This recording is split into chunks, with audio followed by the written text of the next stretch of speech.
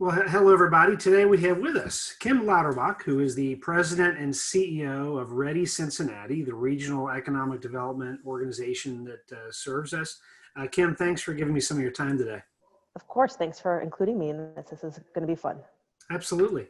Well, I think people have heard about REDI and maybe heard about Kimm Lauterbach, but for everybody's benefit, tell us a little bit about yourself and about what is REDI Cincinnati. Sure, thank you.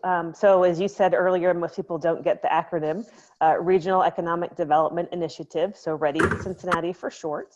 We are the economic development organization that focuses on the entire 16-county, 3-state region, which makes us pretty unique in the economic development world. It is not unusual to have a regional organization.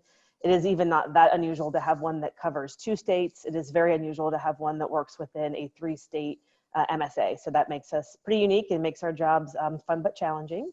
I am the current president and CEO. I've been in this role for 2 years. But prior to that, I've been with REDI since its inception. And I think what's so interesting about REDI, and maybe most people don't know, is we were formed in 2014, pulled out of the Cincinnati USA Regional Chamber by a group of business leaders in partnership with Jobs Ohio, and really asked to focus solely on new job creation and capital investment for that region. And a key part of that county service area is Northern Kentucky. So you support and work with Northern Kentucky Triad, correct? That is correct, yes. Great partner. Great. So, the idea, economic development, those who are not dealing with this 24 hours a day like you are, think, hey, just businesses come in and they have a developer, they come in and buy property and they can do this quickly. What does a typical project look like in Cincinnati? And, your history, and maybe fill us in on how maybe that's changed over the years. Sure. That's a great question because, I think to your point, people think sometimes we go to a lunch and just ask nicely. And the next thing you know, you've got, a 1,500 person business locating in the region. And it is not that easy. I wish it were. We say that our typical project timetable is 18 to 24 months. So we're starting to have a conversation with a company. So you can think about as you look at, where we are. 2 years ago, we were having conversations with companies who were looking to make investments who are just now coming to fruition. That does change a little bit, whether it's an attraction project. So typically that newer to the region, know nothing about us is going to be on that longer time frame. We work a lot of projects that are expansions of our existing industry. Those tend to take much less time because they're familiar with the area. They already have a location. They've been through the process. Those are the projects that we like because they can come in and move pretty quickly and really significantly move the needle in terms of job growth. And then we do international work as well. So we spend a lot of time at REDI Cincinnati looking at the international landscape and trying to recruit in, and those can take 3 or 4 years depending on the country and the regulations and the market, and the changes that happen within those years also impact our ability to close a project. And so, and you alluded to this, so you've got this whole effort to try and attract businesses to Greater Cincinnati, but you've also got the huge job of making sure that our great companies that exist today are able to stay here and they're successful and able to expand here. Maybe speak to that a little bit about that effort. Yeah, it's interesting. Some regional organizations focus solely on the attraction piece of it. We always say everyone loves to cut a ribbon. That's the interesting, the sexy part, if you will, of economic development. But what we find is 80 to 85% of our growth in our projects come from our existing industry. It's much easier to protect and help grow what is here than it is to try to attract and convince to move, that significant investment someplace else. So we're really fortunate. We've got a really strong local economic developer network, and we spend a lot of time talking with our existing industries and a pretty formalized program to make sure that we're removing barriers to their growth, helping connect them to the resources that they might need for success, and making sure that even if they're not in growth mode, they feel cared for so that when that growth decision comes, they're not tempted to look elsewhere. That's what a great reality that we have to deal with. And I think that REDI's done a great job with that for a long time, which just speaks to the fact that we've got such great companies that stay committed to Cincinnati and continue to be a draw to other companies as well. So speak to the issue of COVID. REDI's had to deal with budget challenges, et cetera. Maybe walk through some of the things you've had to do there dealing with the COVID challenge. Yeah, I think maybe similarly to other business, but perhaps a little bit different. The majority of our budget is spent on attraction. And, in March, that attraction effort really hit a stone wall because we weren't able to get on airplanes. We weren't able to execute. A typical year for us would be 30 to 40 missions, as we call them. A mission could be as simple as a one-day trip to Chicago, but it could be as complex as a 10-day trip throughout Europe when we're doing, 30 or 40 different business meetings. So we really had to stop and rethink of, how do we continue to draw and promote the Cincinnati region in the midst of a pandemic? We certainly don't forget the day that we had to go remote because it was the day of our annual meeting. We were scheduled to have about 350 of our biggest supporters meeting us for a celebration of our 2019 year-end results. And we had to make the decision that day, not only to postpone and eventually cancel that event, but then to send our workers remote as well. I have been incredibly pleased at the amount of work we've been able to achieve on a remote basis. We've had some great announcements. Things are still moving forward, but I think our biggest impact was really to your point, funding. We are an investor-driven organization. We had just launched a new campaign. We had not invoiced a single investor, and we didn't know what the market would hold. We didn't know what types of dollars we would have to do our work. And I'm pleased to say, as we sit here now going into the last few months of the year, our investors have stepped up and we are doing well from a budgetary standpoint.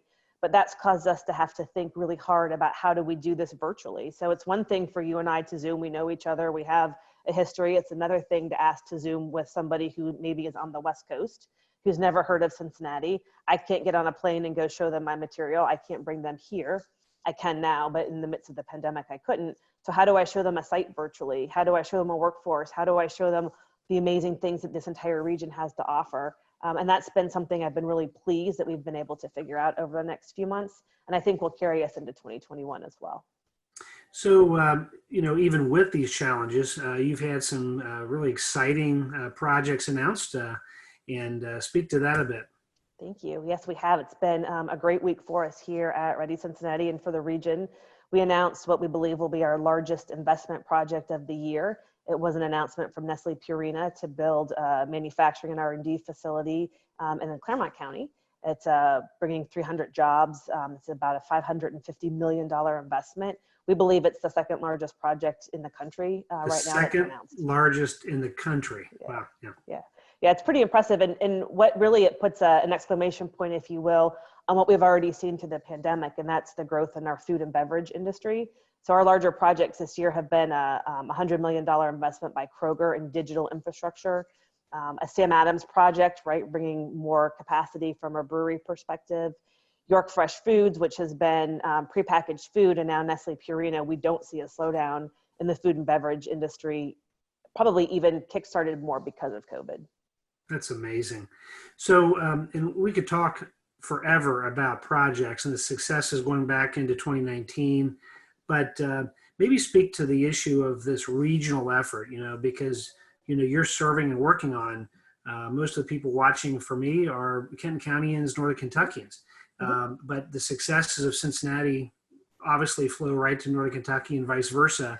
But speak to that a bit. And in fact, I think, I know for a fact, your chair is a Northern Kentucky resident, and that has been obviously great for the entire community, Dave Spalding with Turner Construction. But speak to that a bit of how you manage that and partner with Triad.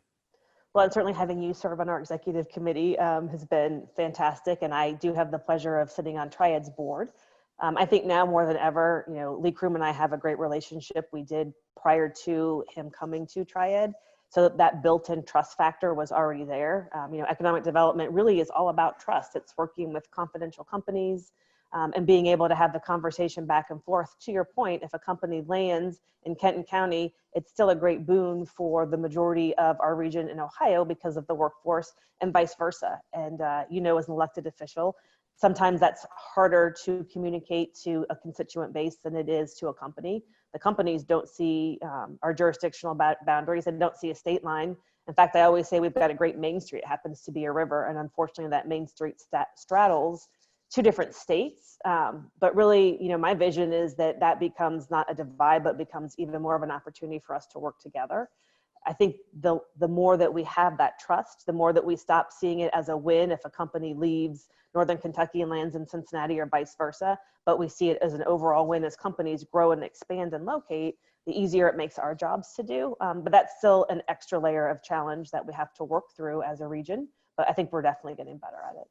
Yeah, absolutely. Well, it's just a process that we understand and have to figure out that, hey, if Cincinnati succeeds, Northern Kentucky succeeds, and vice versa, right? Absolutely. I think that's just such a critical factor. So, as wrapping up, and before we wrap up, as a question I was going to ask you that the sites availability. Your predecessor talked about it. You talk about it.